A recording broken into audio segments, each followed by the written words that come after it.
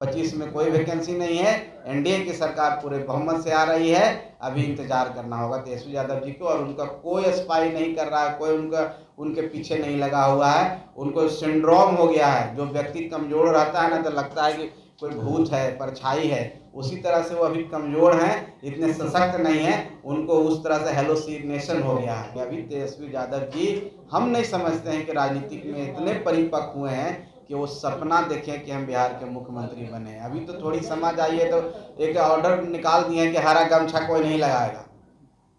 थोड़ी सी समझ आई, कोई सद्बुद्धि दे दिया है उनको कि हरा गमछा। उनको पता नहीं है कैसे भड़कता है लोग, जैसे बैल नहीं भड़कता है कोई कपड़ा देखकर, उसी तरह हरा गमछा से यहाँ के जो संभ्रांत लोग हैं, जो सभ्य लोग हैं, जो बिजनेस कम्युनिटी है, हड़कता है। जहाँ तक सीटों की बात है, तो हम लोग अभी जो टारगेट है, हम लोग जो कार्यक्रम कर रहे हैं, सभी सीटों पर कर रहे हैं। बिहार के सभी 243 सीटों पर हमारा इस तरह का कार्यक्रम चल रहा है। आप देख रहे हैं लाइव बिहार, मैं हूं आपके साथ असलम अब्बास। तेजस्वी यादव आभार यात्रा पर हैं और एक तरफ से सरकार पर हमलावर हैं। खासकर वो कह रहे हैं कि मुख्यमंत्री नीतीश कुमार इतना घबरा गए हैं, डर गए हैं कि उनकी जासूसी करा रहे हैं। इन तमाम मुद्दे पर बिहार सरकार के मंत्री संतोष सुमन, जो कि हम पार्टी के राष्ट्रीय अध्यक्ष, उन्होंने साफ साफ कह दिया है कि तेजस्वी यादव की अब राजनीतिक हैसियत ही नहीं है, तो जासूसी कराने का सवाल ही क्या बनता है। इसके अलावा चुनाव को लेकर कितनी सीटों पर दावेदारी है जीतन मांझी की पार्टी को, उसको लेकर भी उन्होंने खुलासा कर दिया है। अब कोई व्यक्ति इस तरह की बात बोल रहा है, तो अजीब सी बात होती है, हंसने वाली बात होती है कि आप तेजस्वी यादव जी यात्रा पर निकले हैं तो कोई जासूस क्यों भेजेगा उसके क्या मैंने यात्रा पर निकले हैं तो जासूस भेज के हम लोग क्या पता करना चाह रहे हैं कि तेजस्वी यादव जी देखिए कहाँ सोते हैं, क्या खाते हैं।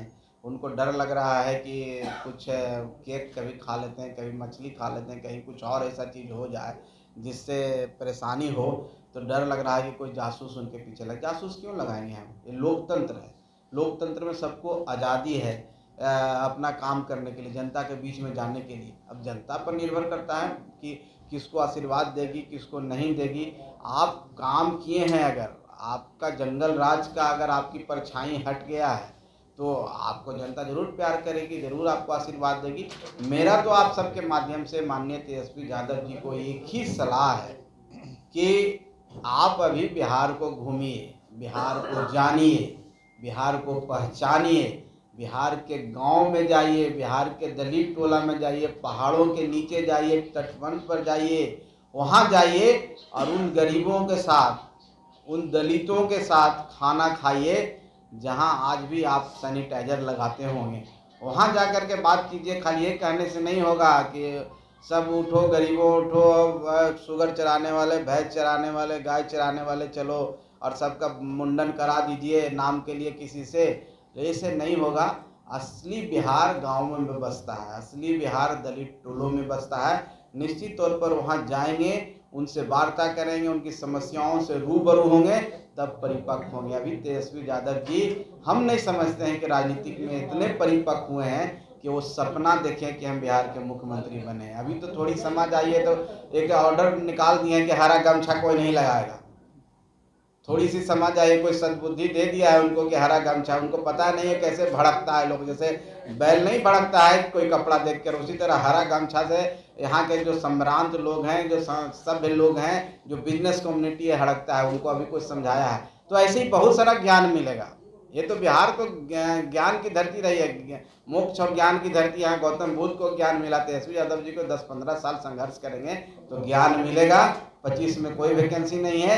एनडीए की सरकार पूरे बहुमत से आ रही है। अभी इंतजार करना होगा तेजस्वी यादव जी को, और उनका कोई स्पाई नहीं कर रहा है, कोई उनके पीछे नहीं लगा हुआ है। उनको सिंड्रोम हो गया है। जो व्यक्ति कमजोर रहता है ना, तो लगता है कि कोई भूत है, परछाई है। उसी तरह से वो अभी कमजोर हैं, इतने सशक्त नहीं है। उनको उस तरह से हेलोसिनेशन हो गया है। हेलोसिनेशन एक शब्द है, कैसा दिखता है, ऐसा प्रतीत होता है, बाकी ऐसी कोई बात नहीं। एक सवाल और है, कहा जा रहा है कि बिहार में विधानसभा का चुनाव समय से पहले होने का कयास लग रहा है। अब ये तो आप लोग कह रहे हैं, हम लोग तो कहीं सुने नहीं हैं, और आप लोग माहिर हैं इस फील्ड में, कुछ भी कह के कुछ भी करवा सकते हैं। मेरी जानकारी में से कुछ नहीं। विधानसभा का चुनाव है, कैसी तैयारी हो रही है? क्या आप लोगों ने कोई सीट भी चिन्हित किया है कि किन किन सीटों पर चुनाव लड़ा जाना चाहिए बिहार में? देखिए, विधानसभा 25 में होना है और एनडीए में हम लोग हैं। निश्चित तौर पर हम लोग की तैयारी चल रही है। सदस्यता अभियान भी एक तरह का तैयारी ही होता है, क्योंकि आप जनता से कनेक्ट होते हैं, जनता से वार्ता करते हैं और उनको अपने विचारों के बारे बताते हैं और उनको अपनी पार्टी में जुड़ने के लिए आप कहते हैं और आपके विचारों से प्रभावित होकर आपकी पार्टी में जुड़ते हैं। तो निश्चित तौर पर ये एक तरह से चुनावी मोड भी है। 25 का चुनाव आया है, ये भी एक कार्यक्रम है। उसके तहत जहाँ तक सीटों की बात है, तो हम लोग अभी जो टारगेट है, हम लोग जो कार्यक्रम कर रहे हैं सभी सीटों पर कर रहे हैं।